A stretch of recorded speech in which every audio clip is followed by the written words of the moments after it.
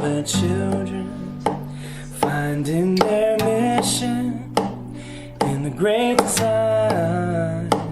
Together we're building, so they'll be living the circle of giving in their time. The circle of giving in their time. In September 2005, Hurricane Katrina hit the Gulf Coast. Overnight, the physical and mental landscape of the region changed.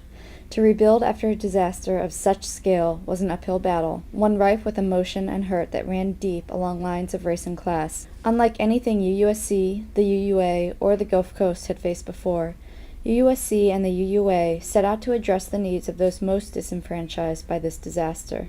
Unbeknownst to people who have never lived here, if you actually walk through those undeveloped areas, you will see that it's all the grass that has grown over foundations of people's homes. People's lives have been destroyed.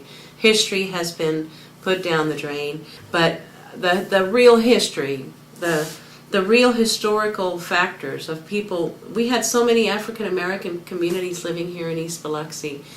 These were people that were from the civil rights era. These were people that were from beyond the civil rights, before the civil rights. These were 100-year-old gunshot homes that were inherited to them by their fathers and grandfathers. These people had a history here in Biloxi. That's all been destroyed for them. The dream, not only did they lose all of their personal, but then they were humiliated by insurance companies. They were humiliated by our government's lack of response, not only on a federal level, but on a local level. The most important thing about working with community is that you have a down-to-earth understanding of what's happening. Nina played a role, a unique role, because we're not only the board and the team that first started, that are still here, are from the lower Ninth Ward, so we were directly impacted.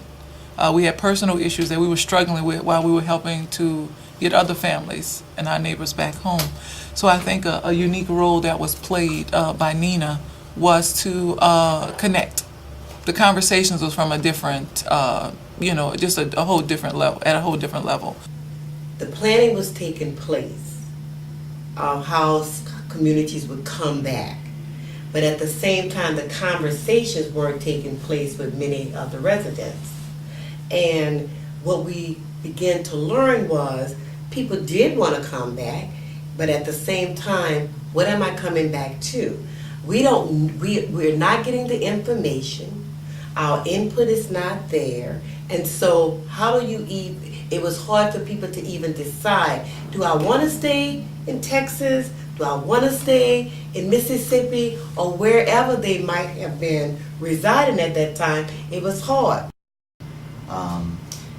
The support from UUSC, UUA has allowed us to launch the voices of people directly affected into the national debate.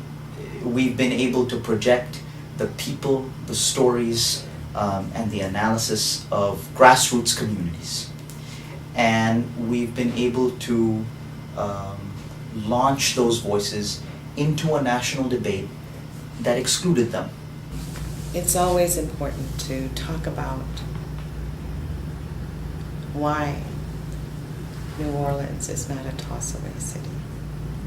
Somebody said we're the soul of the country. It's a place of neighborhoods still, in spite of they're being broken up by this flooding. That's one of the things that makes it special. And the other thing is, the people of New Orleans are simply more attached to place than most other people are. Many people say, well, you know it's low land. You know you're in danger of flooding again.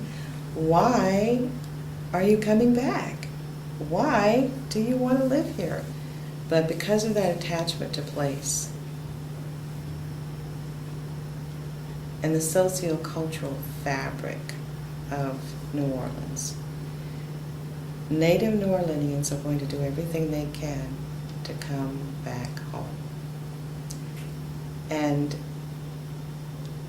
no one should underestimate their resilience in that effort. I have a vision